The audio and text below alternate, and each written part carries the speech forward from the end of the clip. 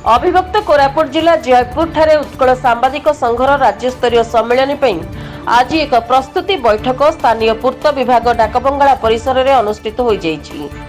कोरापुट जिला सभापति तथा आवाहक के श्रीनिवास राव अध्यक्षतार अनुष्ठित ही कार्यक्रम में मालकानगिरी, रायगड़ा, नवरंगपुर एवं कोरापुट जिलार संघर कर्मकर्ता माने उपस्थित रही आसंता जुलाई मास 28 तारिख रे जयपुर ठारे राज्यस्तरीय सम्मेलन निमंते निष्पत्ति नैथिले। प्रथम करी अविभक्त कोरापुट जिलार यह सम्मेलन अनुष्ठित हेबाकु थिबारु सम्मेलन रे ओडिशार समस्त जिल्लारु 300 रु ऊर्ध्व प्रतिनिधि अंशग्रहण करिवे। सेथिपई प्रतिनिधि मानक रहिबा सम्मेलन स्थान निरूपण, खाद्यपेय, मुख्य अतिथि, सम्मानीय अतिथि मानक निमंत्रण, कृतित्व अर्जन करिथिबा प्रतिनिधि एवं अतिथि मानक सम्मानित कराजिवो। 29 तारिख दिन राज्यर समस्त प्रतिनिधि माने गुप्तेश्वर पीठ परिदर्शन करिबा पई निष्पत्ति निया जायछि।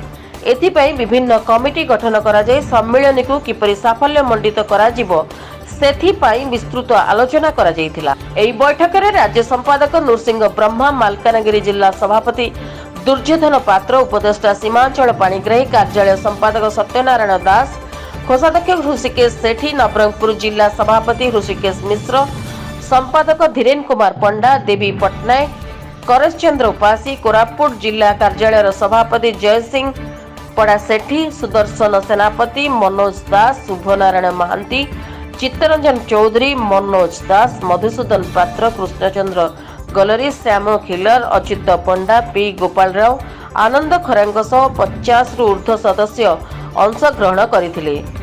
कोरापुटरू श्याम खिलर रिपोर्ट, रिपब्लिक ओडिशा, साधारण लोकंक स्वर।